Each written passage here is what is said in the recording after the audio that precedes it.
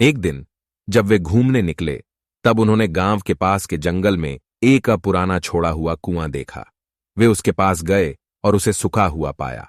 उन्होंने देखा कि उस कुएं में एक छोटा पौधा जीने की कोशिश कर रहा है।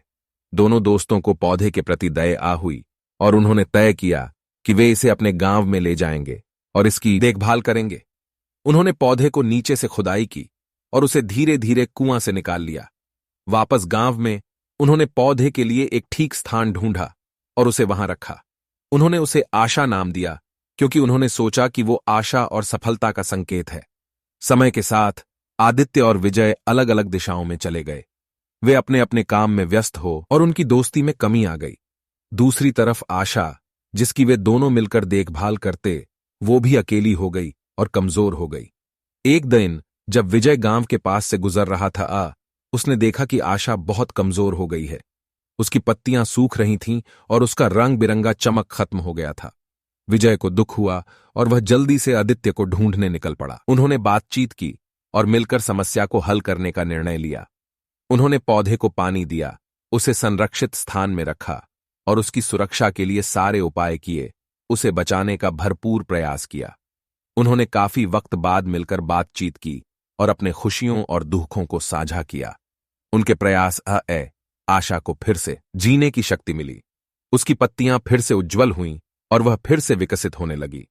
वह एक सुंदर वृक्ष बन गई और ऊसकी छाया और फूल लोगों को सुख और आनंद देते थे।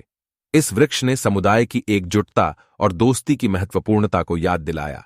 आदित्य और विजय ने उस दिन एक महत्वपूर्ण सबक सीखा। उन्होंने जान लिया कि सच्ची दोस्ती गरीब अलट डाके के 3 सवाल वर्टिकल बार। तो हवेली वालों ने कहा कि क्या तुम भगवान बुद्ध से हमारा भी एक सवाल पूछोगे?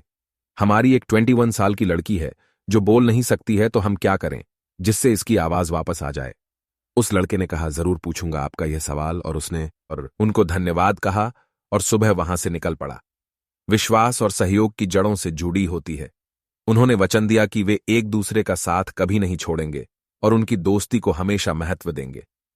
जब वे आशा की छांव में खड़े होते तो उन्हें यह यकीन होता है कि उनकी दोस्ती और उनका संघर्ष सब कुछ बहुत सुंदर और अनमोल है।